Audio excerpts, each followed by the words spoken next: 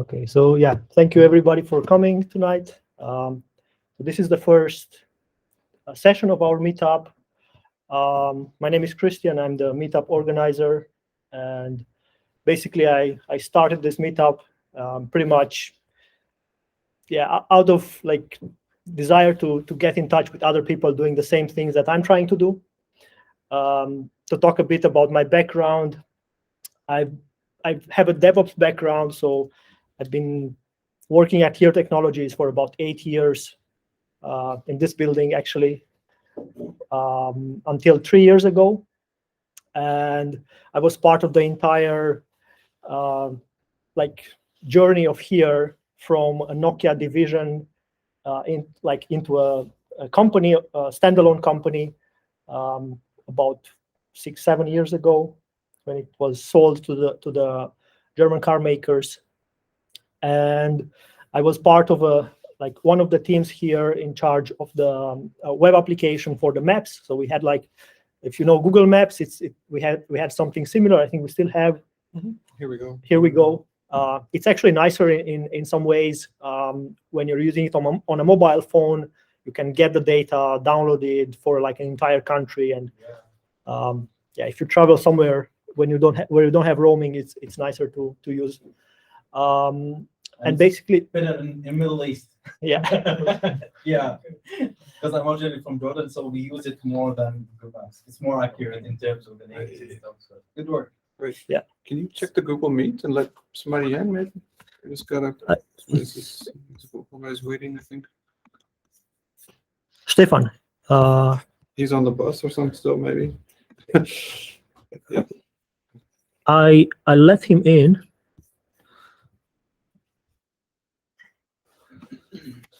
Okay. So as part of this journey, there was a big push at the time before the sale to optimize costs, and our Cloud Center of Excellence was led by somebody who then founded the FinOps Foundation, and we have somebody here who's also part of the founding team.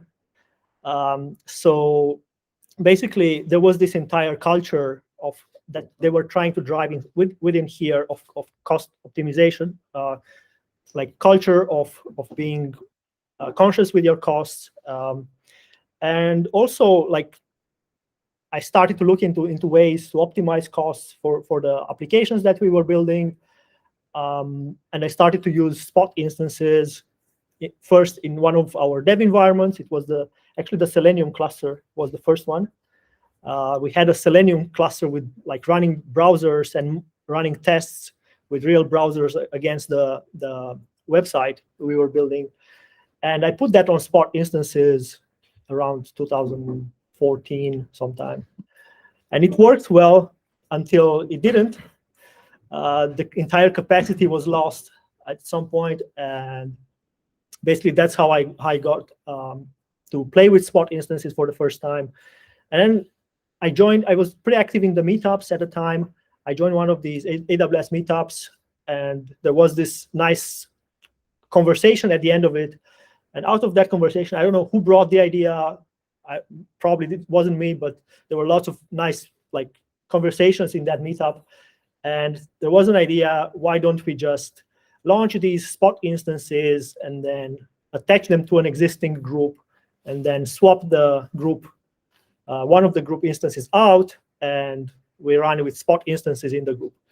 So I got this idea from a meetup. At the time, I was trying to build, to start a project when it came to cost optimization. Basically, I was looking for ideas on what to build to learn Go, the programming language Go. And this idea with my Go programming language, desire to learn, and also trying to learn Lambda. So I kind of started this project to build it in Lambda with Go and doing this operation in the Spot with the Spot instances. And that became eventually autospotting.io, which is still running. So it's a project that I started and been working on it since 2015 and released it as open source 2016.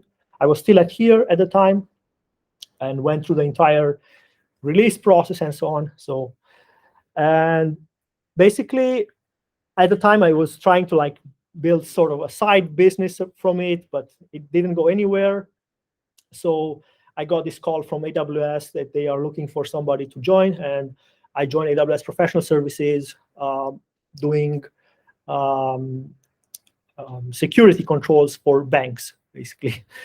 So had nothing to do with my background, but then as soon as I joined, they started to like contact me, and I joined the spot service team, and then expanded my role to cover Graviton, and for a while covered both spot and Graviton in entire EMEA, and then Germany after we hired some people in other areas. And 2 months ago, I left AWS so I can then again focus on my tools. I started to like build things that were missing that I couldn't get to build over time. And yeah, started to also offer like services in this space. And also like part of the meetup was that, yeah, let's try to see who other people in this area of the country are interested in this, so I can like bounce ideas from each other, see what kind of things they try, and build sort of a community. Because as part of my open source work, it was a lot about community building, and yeah. So that's why I started this meetup, and I started the second one with solo founders, solopreneurs. So it's like both my cost optimization and my this entrepreneurial adventure kind of together as separate meetups. So that's why I started this meetup. And yeah, why not to also learn from each other? So I have a bunch of things that I learned as part of AWS, and I think it's valuable to share. And that's pretty much the topic of tonight's talk. So yeah, that's kind of my background. Hope I didn't spend too much time on it. So basically, yeah, the agenda for tonight would be to talk a bit about, I already talked about myself, about my background, what I'm trying to achieve with the meetup. And I'd like to also, at the end, when we have, after the talk about Karpenter, to have a sort of, everybody of us to have a few minutes to introduce themselves and to see how we can like help each other and yeah, mingle as a community. So yeah, if you have any questions so far before I start the talk, or should we make a little break? Okay, I'll just have a sip.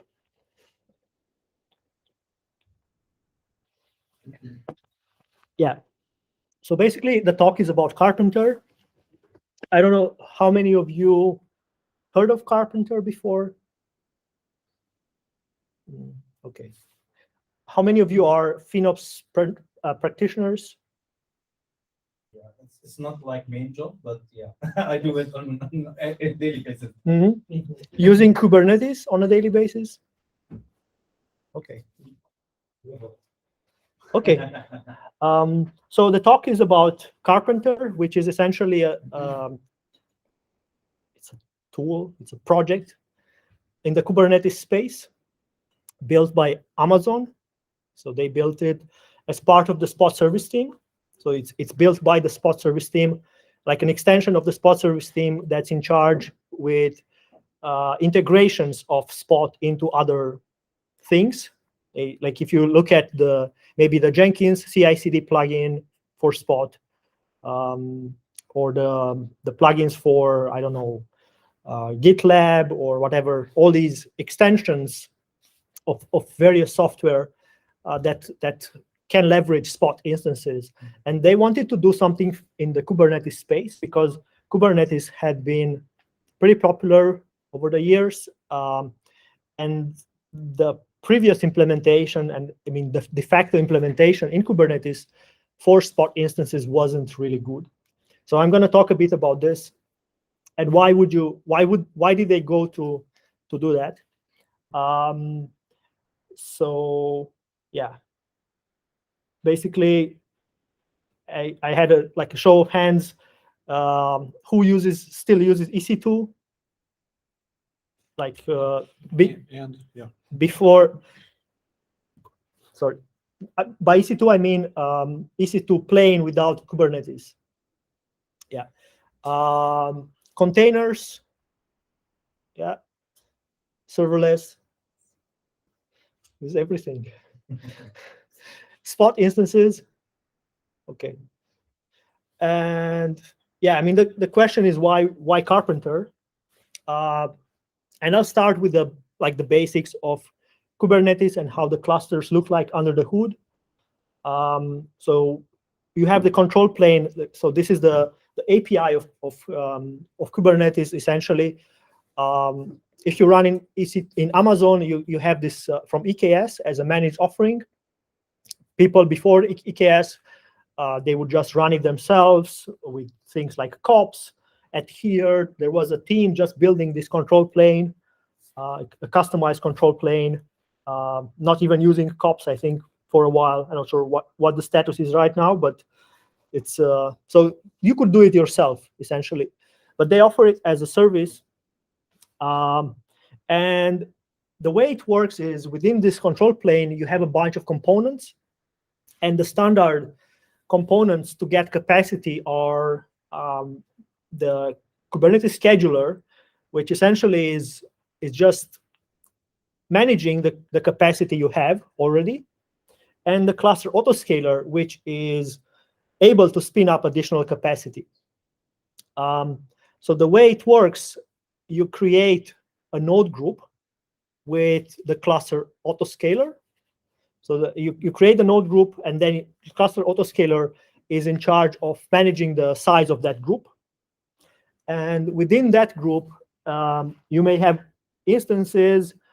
The key thing with cluster autoscaler is that the group has to have consistent size across all the nodes, because it needs to be aware when it scales, how much capacity does it get when you scale. So let's say you want to start some new pods, and everything works based on the pending pods. So when you launch, pods are essentially containers. So when you try to launch some containers in EKS on Kubernetes, they get put in a list of pending pods. So they are like list of pods, and those that are in pending state are shown. And everything works based on that list. So the first thing that happens is the scheduler will look at that list, and it will try to find place for them in the capacity that exists already in the cluster. So you have a few empty spaces, and it will schedule those pods in that empty space. And after the scheduler cannot do anything with the rest of them, they just remain in the list, and they get flagged as unschedulable. And then the cluster autoscaler kicks in when there are some nodes, some pods that are unschedulable, and then it tries to decide what to do with them. And it evaluates how many there are, and is aware of the size of the group, because we make sure that the group has consistent size. And then it expands the group, it scales out, and basically after 30 seconds or so, the API notices this is supposed to have more capacity, and then it launches a new instance. And then back the scheduler knows there is a new capacity and looks again and launches those pods on the new instance. And that's how it works. So this is Kubernetes capacity provisioning and scheduling in a nutshell. It's simple.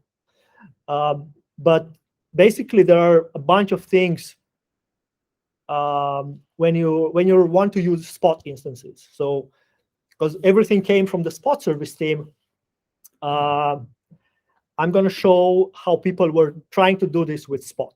And first, I need to talk a bit about what spot is. Probably not every one of you knows, or maybe if you know, maybe you don't know the up-to-date information because it kept changing over the years. So basically, we have these I'm going to talk a bit about containers. And these containers are like stateless, fault tolerant, and they are usually quick to launch. So that makes them perfect candidates for running containers on spot capacity. And since that pattern of running these with the cluster autoscaler exists like that, it was natural to evolve it in a way towards spot instances. And basically, when you have spot capacity, it's just spare capacity. There's nothing special about it. It's just capacity that Amazon provisioned in the data center and currently is not in use. And the way it works is they give it up to 90% savings. I mean, the savings differ by supply and demand based on the instance types and so on. And this capacity, like the size of the capacity depends on the number of instances that people launch in the group, in the region. So within the region, based on this sizing, they calculate this price based on supply and demand.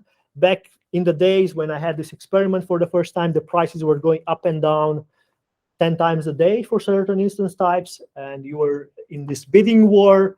That's no longer the case. As of, I think, 3 or 4 years ago, they made everything smooth. But now the prices are smooth, but you can still lose the capacity. But it's different way. So yeah, I just highlighted the savings in this particular configuration is around 60%. And how it works, you have these capacity pools by instance type and availability zone. So for every instance type and availability zone, you can see how much capacity there is in total. Some of it is on demand, or maybe also some of it reserved. And everything that's not launched as on demand is available as spot.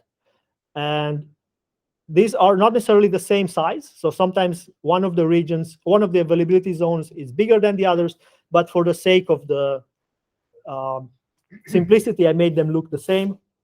But the thing is that they change in size as people go and launch more on-demand capacity. And you have the same for different instance types. So this was the X large, and this is the 2X large, and so on for other families. And now we have more than 500 instance types. So the way it works, all this capacity you can use, but it's very fragmented across all those capacity pools. So when there is an increase in the number of on-demand capacity, the spot instances will be terminated for that particular capacity pool. So when that happens, you get 2 minutes notice, and then this would increase, and you have less spot capacity in that pool. So if you're unlucky to be in that capacity pool, you will lose that capacity, and you have like 2 minutes to get different capacity. So what it means is you have to diversify as much as you can. So because you have so many pools, the more you can diversify, the better the chances to get this capacity. And you have to be very flexible in order to be able to diversify. And for many use cases, you can be flexible. For others, like if you use maybe GPU capacity, you cannot so much. But yeah, it depends. So it's not for everything. But if you can diversify, if you're flexible, it's a good fit. So let's say how it runs in Kubernetes. You have the same control plane as you had before with the same scheduler, the same cluster autoscaler, but now you have more node groups. And those are spot node groups. And the thing is, you still have to have this constraint of same size within the groups. So you see they look, I try to make them look the same with each other, but you can have multiple instance types having the same shape. And that's why I try to put different colors here, although it's a bit not so easy to see that like this shape can have different flavors. And I put the colors on the left side to show that you can have diversification within each of these groups. But in order to get enough diversification, you need a ton of groups. And at scale, this causes a lot of complexity. You have to manage all these, you have to know each of them, you have to know the instance types that have this size. And yeah, it works, but it's pretty complex. So when you launch capacity, the way it works, it's exactly the same. You start by using the capacity you already have, but then the autoscaler will kick in because there's no more placed for that. There is a new instance being launched in the group where it would be enough capacity for that. And scheduler will do the same job of placing that pod on this new instance. So it works. But when there are capacity issues, and sometimes there are, so sometimes none of the pools for one particular size have capacity. So what happens is you have those pods that you want to place, and you place one of them, but when you try to place the second one, you get an error. There's no capacity for this group. So what happens is the cluster autoscaler will wait, and the default timeout is 15 minutes. And if you really need that capacity, you're like dead in the water for 15 minutes. And then after those 15 minutes, I mean, you could shorten it if you want, but it's still like a fallback. And after that timeout expires, it attempts a different group. And let's say there is capacity, it launches an instance for that group, and then it places the pod. This is like the workflow of how it was managed with cluster autoscaler. And yeah, I mean, you need this size. Yeah. So the core mechanism is there is a listener or a kind of scheduler, which is constantly thinking which spot instances are free. And then it creates availability lists. If I need more capacity, it will provision these spot instances into my cluster. Right? It doesn't care it's spot or not. I mean, it's mainly it just tries to launch capacity in one of those groups. You can have preference for spot when you schedule, and then it will take that into account, and it will try to launch it as a spot group. Yeah. And then if I'm having bad luck and there are no spot instances or very few, I cannot get as much as I need, then I will get on demand. No. Oops. Where was I? I can estimate which one I want, or I will get nothing. Yeah. You get nothing. If none of these groups have capacity, none of those that you configured, basically you get nothing, but you can configure in a way to fall back to this one. So there is, I think it's called expander, capacity expander. This one on demand. To the on-demand one. Yeah. So it will go and launch as a fallback after all of those failed, and you waited 15 minutes in between, then it will launch one of these. But there is no replacement of this instance afterwards. And there were people who eventually built this automation. Actually, as I'm working at AWS, I had a blog with Delivery Hero from Berlin, and we did like a shared blog, and they were sharing how they implemented this workflow like custom workflow to get back this spot capacity later. I configured it maybe a bit risky, but economically, and only go for very cheap spot instances. Then if after 2 minutes they are none, and the scheduler waits 15 minutes, then I'm not getting any capacities for 30 minutes. Yeah, but eventually you will get from this. But I have just to configure. Mhm. Okay, so where were I?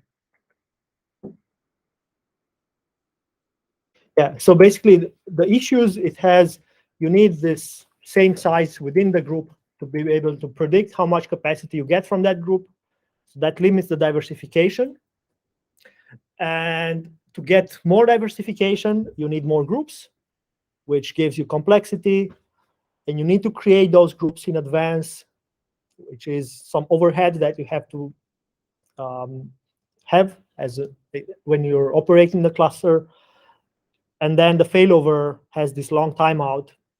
So if there's no capacity, it's just slow to handle that situation. So the team was thinking of ways how they could simplify this, and they came up with this tool called Karpenter. And yeah, I mean, it's very simple. They just question the fact that why do we need these groups? To run those pods, you can just run capacity as spot instances. And that's what they did. So they no longer run the capacity as a group with a fixed size. They just launch distinct instances based on the needs of the pods that are to be launched. So they try to launch the smallest instance that satisfies the pod requirements, but that's just like prioritized list. So that instance has the highest priority, but if that's not available, it will go to the next one and to the next one and to the next one, and it has all the instance types available in this list. So the thing is, it has maximum diversification, essentially. So there's no more groups. There are no more groups, and basically this is how it looks. You have the same control plane, the scheduler, but no longer, I mean, you no longer have the cluster autoscaler in this picture, although you can still run them together. But assuming that you got rid of that, this is how it looks. You have the existing instances. They may have different sizes, different shapes. Based on the pod you have to launch, it knows, okay, this is a pod that runs on spot instances, and it will run a spot instance for it. If it's a pod that needs to run on demand, it will run on demand instances for it. And that is based on some labels that you set on the pods. And they have some predefined labels. And it works the same way with the pending pods. It has the scheduler take a first look, and in this case, it knows there is one on-demand instance it needs to launch, and then it goes and launches one of those. And then for those two spot instances, it launches spot pods. It launches a spot instance that can host them.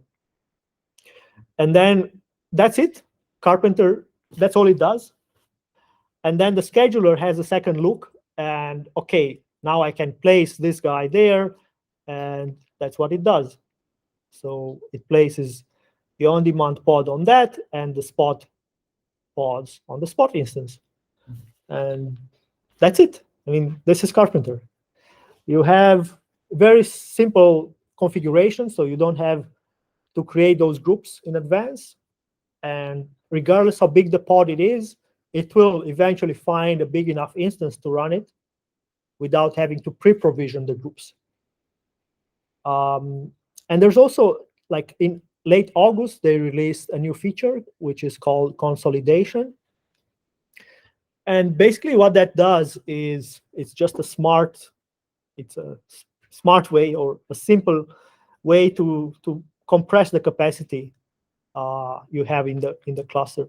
So basically it saw that this pod could be moved over there, and this instance was emptied, and once it's empty, it's terminated. And yeah, that's Karpenter. And to get started with it, you basically install a Helm chart plus a couple of permissions to be able to call the APIs. There are instructions for EKS CTL, for kops, and for Terraform. So you go to their website, and literally in like 2 hours, I mean, if you spin it from scratch, the cluster takes like 20 minutes to launch. So, but then it's like just copy paste and very easy to get started with it on like a fresh cluster. And that's what I prepared for the demo. You can still run it in parallel with the cluster autoscaler if you want to do a transition to it without disrupting too much. The key thing is they have to not overlap when it comes to the labels of the application. So basically, you have to be able to say, okay, this application has labels that will make it run on the cluster autoscaler, and then if I change it, it will run on the Karpenter. And you define like a custom label that you have to have if you want to run it on Karpenter. And if you run it on cluster autoscaler, it will ignore that label, and Karpenter will take it and provision capacity for it. And that's how you run them in parallel with this like way to partition the capacity. And with this, you can do like a gradual transition, application by application. You go to the developers and you tell them, okay, we move to Karpenter. This is like the 2-liner you have to add to your deployments. Next time you deploy, the capacity will be provisioned to Karpenter. And also there are like 2 lines for making it run on spot and 2 lines for making it run on demand. And yeah, you have just everything is based on the labels that you apply on your deployments. And the entire configuration of Karpenter is this thing called provisioner, which is just a CRD. If you know Kubernetes, CRDs are just custom resources. It's like you have resources for pods, for deployments, for services. There is a resource for Karpenter, which they call it provisioner. And these are just constraints. It's not like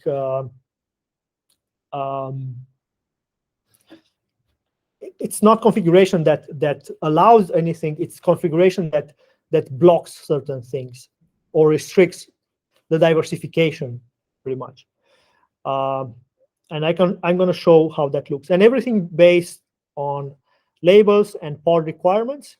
I mean, the pod requirements are what drives the sizing of the instances that it launches, and then the labels are for things like, do I want to run this on spot or do I want to run it on demand?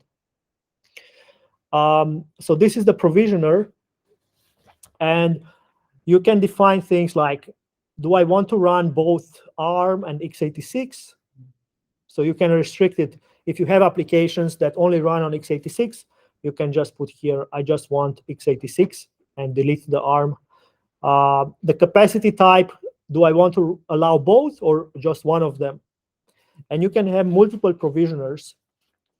And based on this configuration and labels that you set for that provisioner that match labels from the deployment, then that provisioner will take care and run the capacity for you. Yeah. So is Karpenter going against this scheduler basically because you're not defining spot instances based on node selectors and like with a cluster autoscaler, it looks at a pod and it looks at node affinity, so required before scheduled, not the preferred, and it looks at also the node selector. Right. And then it asks the cluster autoscaler implementation for a node template to look at which nodes match the node selector before it creates a new pool of nodes that are candidates, basically. Mhm. So it's Karpenter ignoring all node selectors and ignoring, yeah, okay. It ignores those and requires different Okay. labels. Yeah, okay. And this is how you enable consolidation. So it's one liner, or like 2 lines if you count.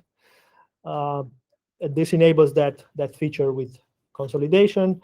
And there is a way to ensure that your nodes are refreshed by setting a time to live.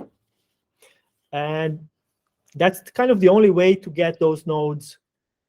I mean, if you are running them as spot instances, they are subject to the spot terminations, and eventually they will be terminated. But if they are on demand, they will run forever. And if you want to have security, like relatively fresh AMIs or whatnot, you may want to expire those on-demand nodes for like a month or so on. There is no, in the current implementation, at least a few weeks back when I did this talk prepared, there was no way to, let's say, recycle all the nodes in the cluster, like for a security patching. So they just have this time to live, and after the node runs for a month, it's terminated, and then a new one is launched with the current AMI. And yeah, if there is a 0 day, this is a problem.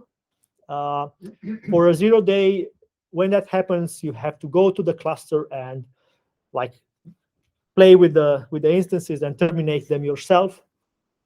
And yeah, that will cause them to be recycled. But Karpenter itself currently only relies on this. And there's also this limit for the entire capacity. This is just for cost overruns. So in case somebody launches a deployment with 10,000 pods by mistake, by some typo or whatever, you can make a limit. I mean, anyway, the accounts will have probably limits, but they also have a limit in the Karpenter to not spin capacity by mistake. And this is the entire configuration of Karpenter. There's documentation for it. This is the page, Karpenter SH, and then yeah, that describes all these. And there are a few more subtle, like there is a way to maybe restrict small instances, things like not running on nano or micro, because if you're running some how you call these daemon sets on those instances, there's no more space left for your pods. So that's why some, like if you run daemon sets, you probably don't want to run on the smallest ones. And yeah, less is more. So the more you can remove from these constraints, the better the diversification you get, and the more capacity you can tap into.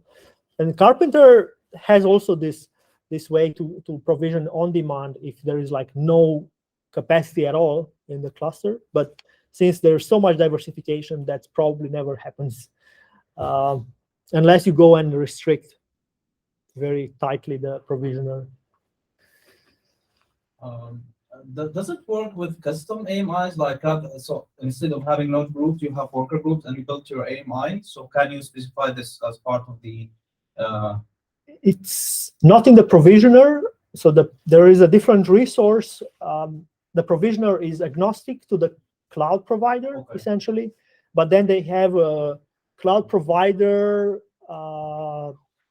related resource, which for AWS allows you to specify launch templates, Okay. and I think tags, security groups, whatever, which makes no sense to have on Azure. One note is that Karpenter will never work on Azure. I would not say never. It requires Microsoft to make substantial changes to ATS. I think it's not about EKS, but they will have to go and build things within Karpenter. Oh no, I sat down and tried to implement support the first day Karpenter came out. It's not going to work because Okay. ATS does not support individual nodes to join a cluster. It requires in AWS terms, that's ASGs basically. So you can't create a single EC2 instance or a VM. You have to create a VMSS, and they have a limit on like 10 VMSS per. Okay, Yeah, so that's the why you thing. can't do that. That was like I sat down and actually realized like 2 hours in that it's never gonna work. I've talked to Microsoft about this, but yeah, probably. So they can only run groups. Yeah, they can only run groups. Yeah, Groups of one. so Karpenter will until they actually solve that. Karpenter's not going to work either. Okay, thanks. That's interesting. Yeah. So how you handle the interruptions? Basically, you use the standard termination, no termination handler, which is a different component you have to run on your cluster. You deploy it with a Helm chart as you used to do before. If you were running COPS, it's the same component you had before. And this listens to the terminations and drains the pods and make sure you cannot run any more pods on that instance. And after it's drained, it terminates that instance. And there's like, I put the page there. And something that I wanted to share is a new feature that came a few weeks back, which is now you can trigger an interruption if you go to the spot console in the EC2. And under the hood, this uses this FIS experiments. So the way it works, if you just click this button, you get the basic interruption. But if you want more sophisticated ways to interrupt, like with setting the rebalance recommendation or whatever, you can create an advanced, more advanced way. But it works if you just want to test your application for resilience. Yeah, so that's a new thing. And yeah, basically the benefits are just solving those challenges that we had with cluster autoscaler. So you can diversify as much as you like. I mean, unless you go and restrict it. There's no need to create these existing groups and to worry about how big they are. And configuration, it's like 20 lines, very easy to reason with. I didn't show the cluster autoscaler, but it's a YAML file that you have to configure, and it's really messy. And yeah, when you scale, the capacity is provisioned immediately because it has all these diversified lists. And if there's no on demand, if there's no spot, it will provision on demand. So you just get the capacity immediately.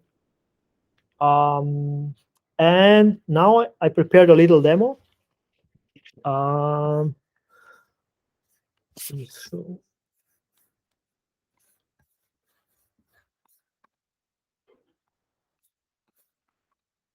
So what we can see here is I have a cluster with one micro running on-demand instance. So the fact that it's a line here, it means it's on demand. Yeah, I'm still authenticated. Good. Sure. Maybe you make it. And here I have a bunch of commands. So this, make it bigger. This will show us the nodes we have. So in this cluster, I have a bunch of Fargate nodes. And I have this running instance. And this running instance, I only have because I wanted to show you this thing, which is the KubeOps view, which is a nice UI to see the the running capacity, you see those Fargate nodes and the instance we have. And this instance, you can see there towards the middle, it says Karpenter capacity type on demand. And that on demand instance is running this UI. Actually, I tried to go the rabbit hole of putting this on Fargate, but after a couple of hours, I just gave up because it requires, if you run it on Fargate, it requires application load balancer, and that application load balancer requires application load balancer controller, which cannot run on Fargate itself, and a bunch of other things. So I just let it run on demand. And that's why now the cluster is configured already for Karpenter. So we have the provisioner. I can show the provisioner.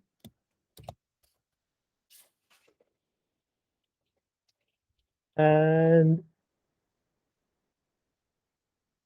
we have the consolidation. We have the limits, those 1,000 CPUs. We have the name of the provider, and these are the interesting things. So we have spot and on demand as allowed, and we have AMD 64, so that's x86.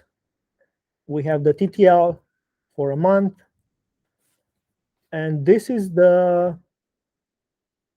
just things that came afterwards. So the entire thing I configured was this part, like what you can see now on the screen, plus, yeah, that's it. So I also have a deployment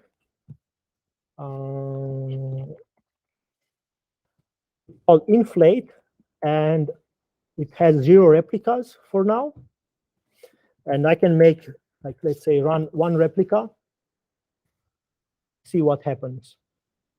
So if we list the pods, there is there is this inflate pod, and there is a termination handler. So they are now in the pending state, and as soon as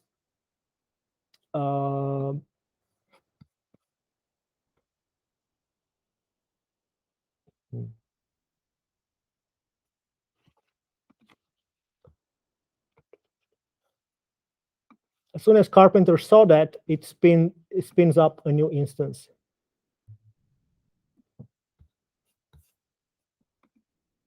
And that instance is now running. It's a spot instance. If you look there in the capacity type around the middle, and this instance is running the termination handler. It's running a kube system and it's kube proxy and AWS node and the termination handler. I wonder why. Oh, now it's scheduled. Yeah, now it's scheduled the inflate on it. So if I look again at the pods, everything is running, and it's on that instance. And yeah, let's schedule a few more. Let's say 5.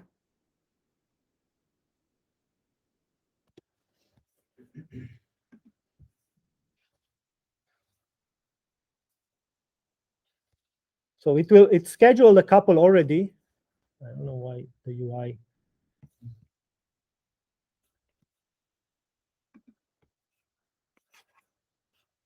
Sometimes it, yeah, but oops, no. There are these pending pods again for the inflate. Some of them were scheduled on the instance we had. So we had 3 pending, and one of them was already running. And then we got a new instance, which got 3 of them.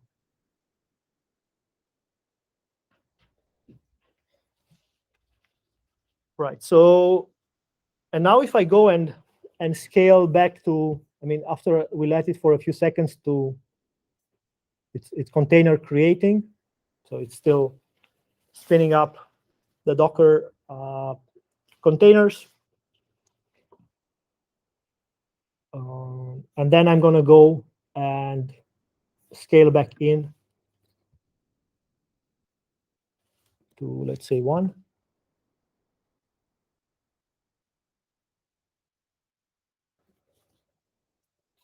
And when we scale in, a couple of the pods were terminated.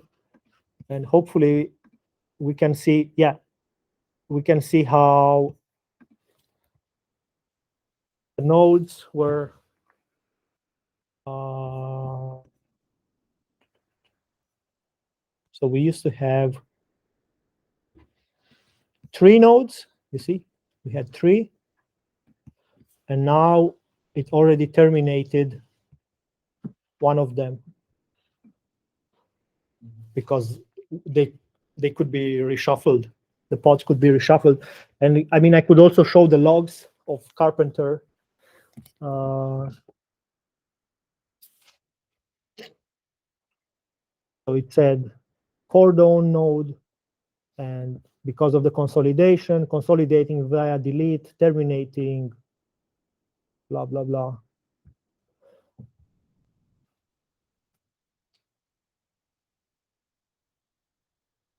Yeah.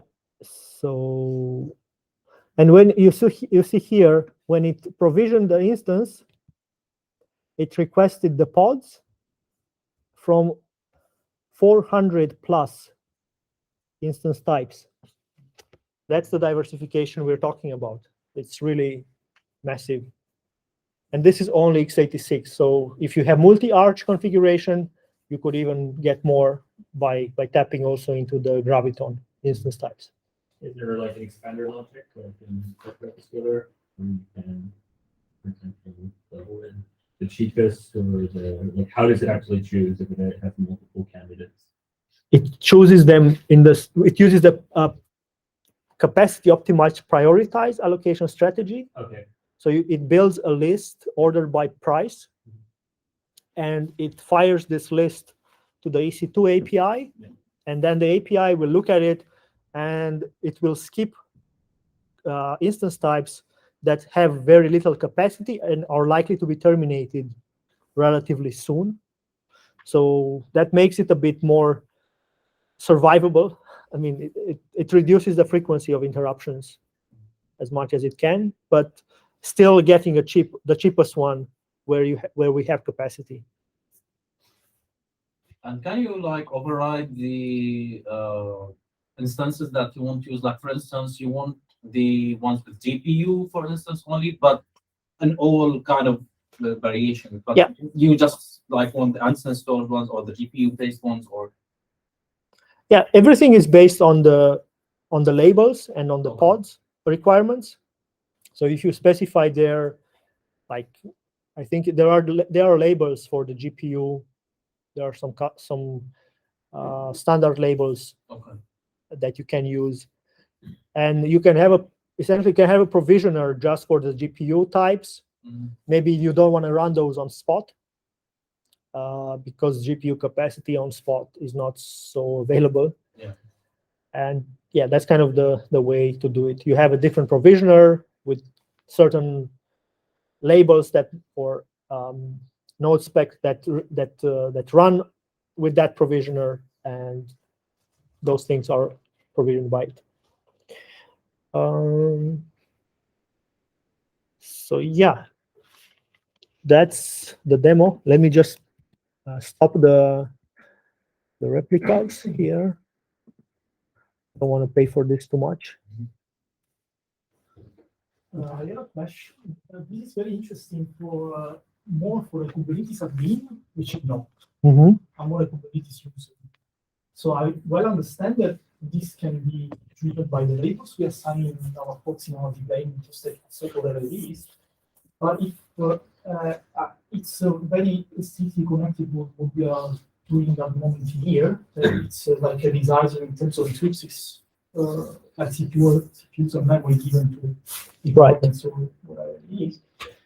The exercise to decide if I want to run a spot on demand, so the label that I need to assign it to my pod in the deployment, for example, is it still an exercise that we need to do it as a user? Like I need to know this X number of CPUs, so I know that I cannot, for whatever reason, run a spot, so I need to assign the label on something like that.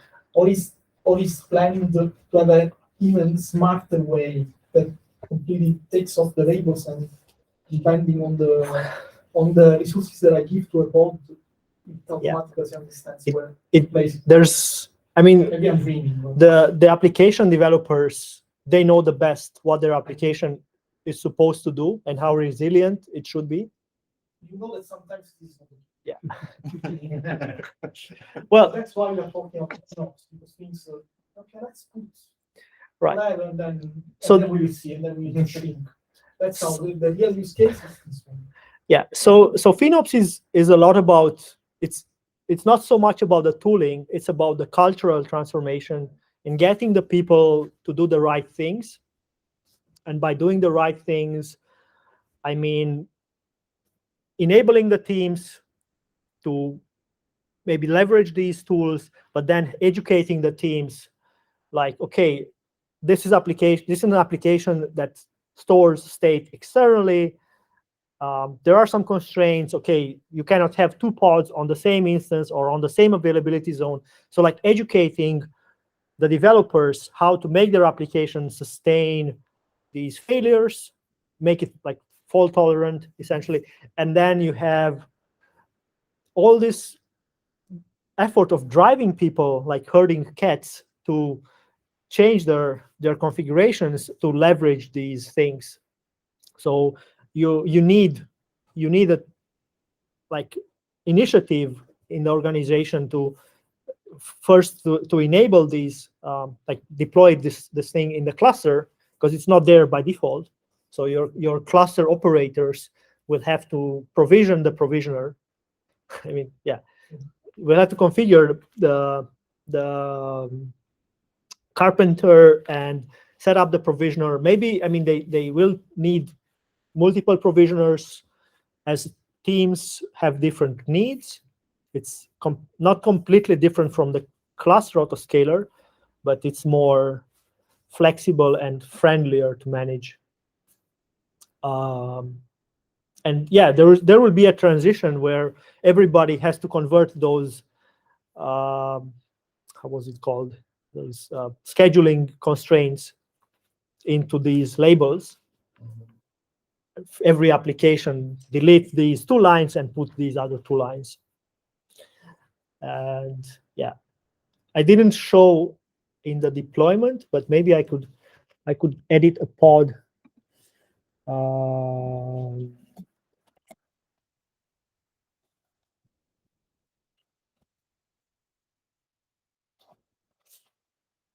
With this, as I tried to get it to run on Fargate, I played with it so much.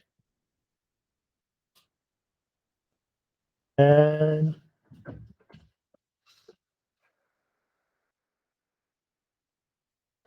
here. So you define, one way to do it is with this node affinity. You basically require it during scheduling, and you have this node selector, and you have this key value. So this is one way to do it. And yeah, it has multiple values that it supports for.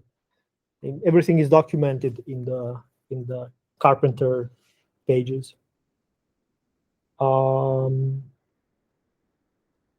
I think this was similar for the cluster autoscaler, right? It was The cluster autoscaler looks at node selector and required before scheduling, but it ignores the preference. So when selecting nodes, it just completely ignores. So you can. It's kind of the stupid way of if you require spot instances, it will basically go, yeah, there's no capacity left, so we're just gonna wait forever. And maybe in the line of the same question there, which is one like thing an application developer probably knows better than anyone, is the skew of how many instances can run on spot instances compared to on demand. Since I think 1.21, custom schedulers are supported. So per deployment, you can actually write your own scheduler that runs before the Kubernetes scheduler. And you can do things like, say, 30% of the instances in a deployment should run on demand, and 70% can run on spot, for example.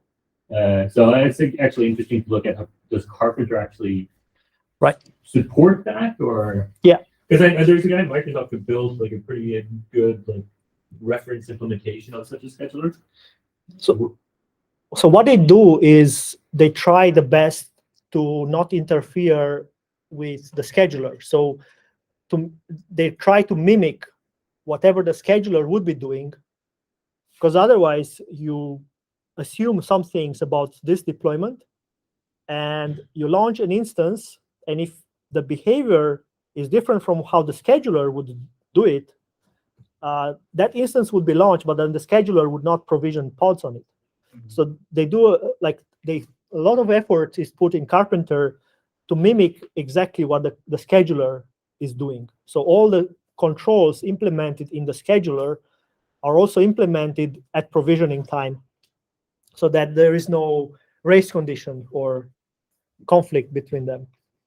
And yeah, all these topology constraints, all these sophisticated things are implemented in Karpenter to make it seamless when the node is running to that provisioner.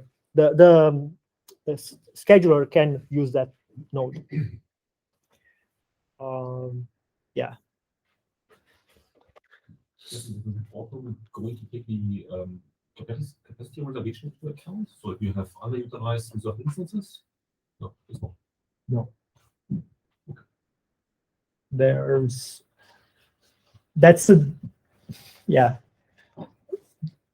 No. So the reserve instances are something that you have to manage outside, and then if you see that you get less RI coverage, then you purchase less of them, and so on. So this is a different process that you have to drive.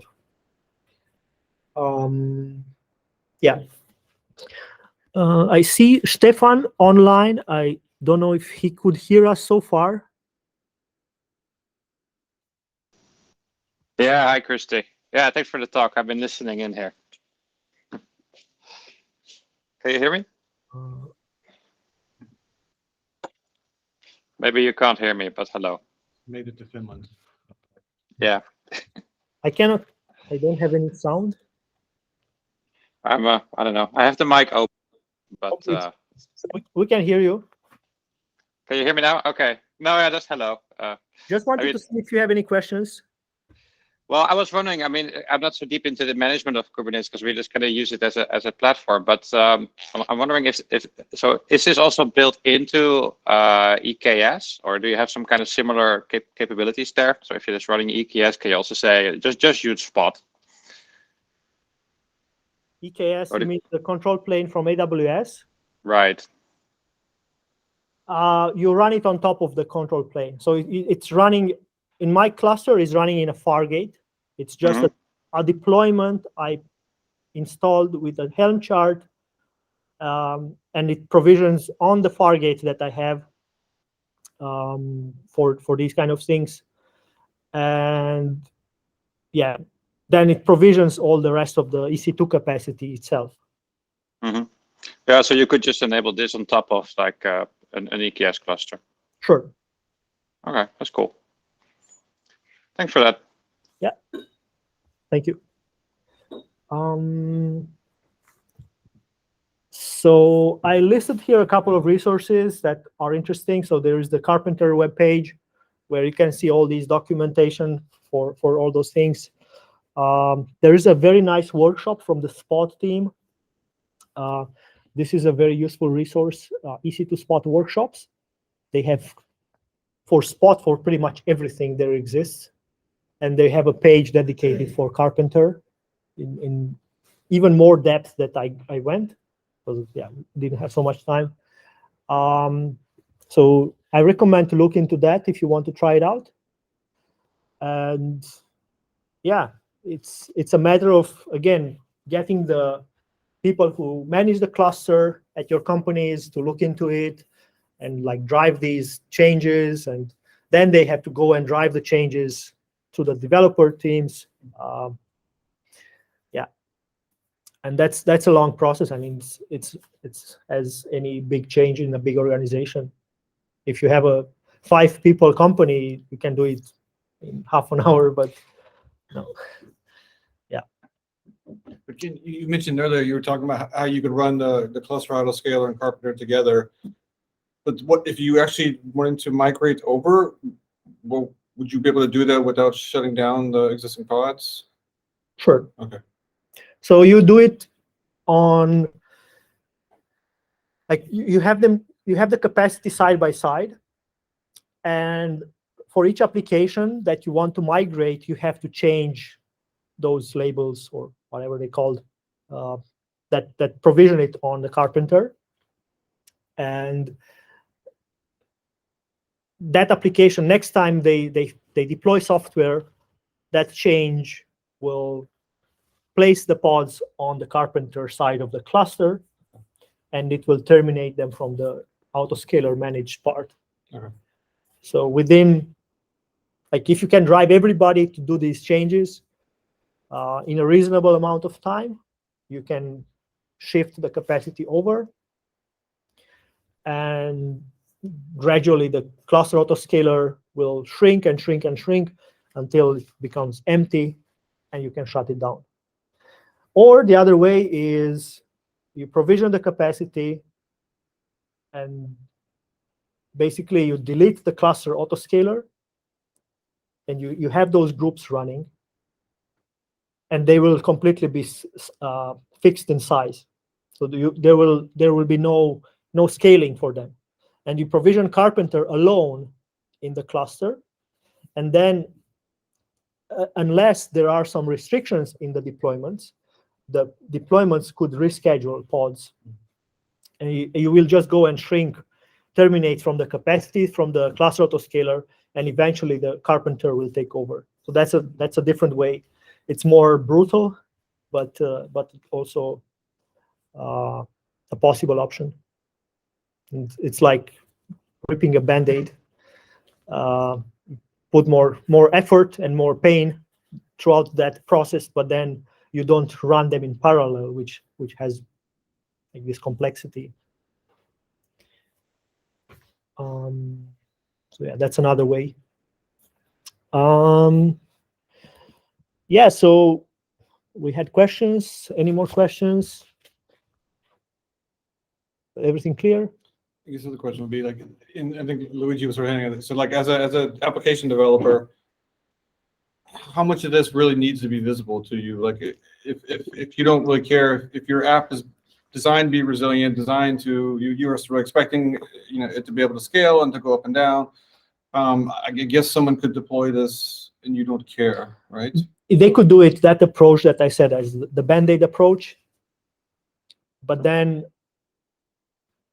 you will still see it if the application maybe has some configurations that aren't really working on Karpenter.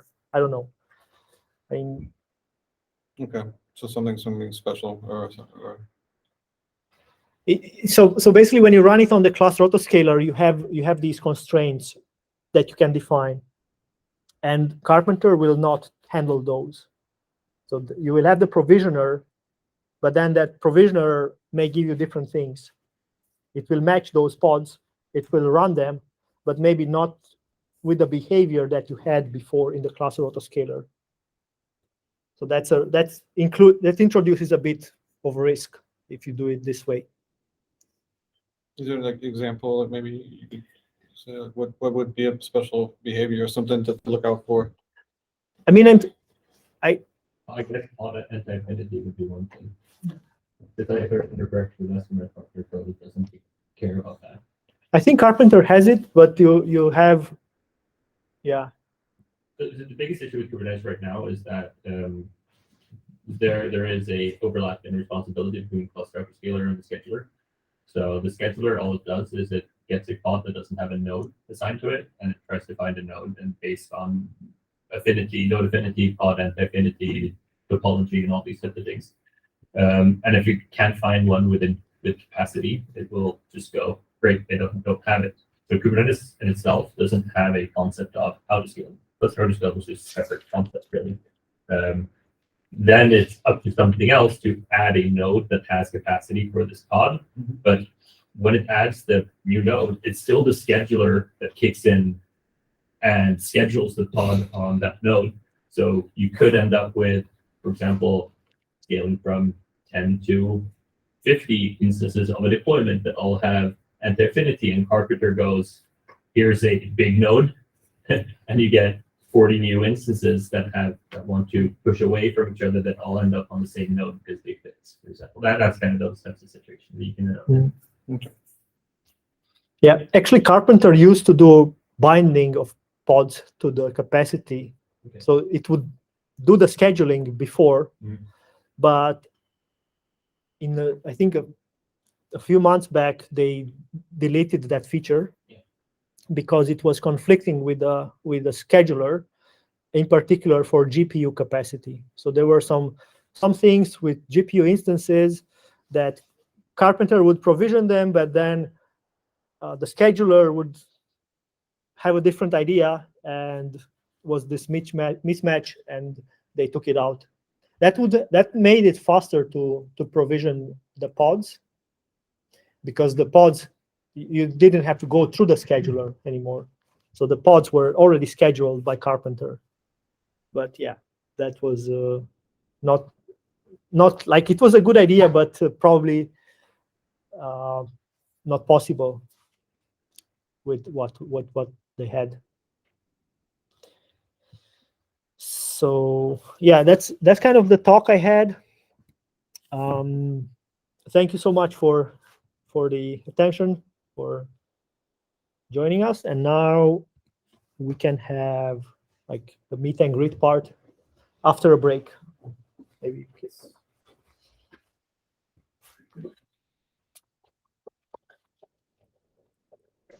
See you, Christy. Thanks.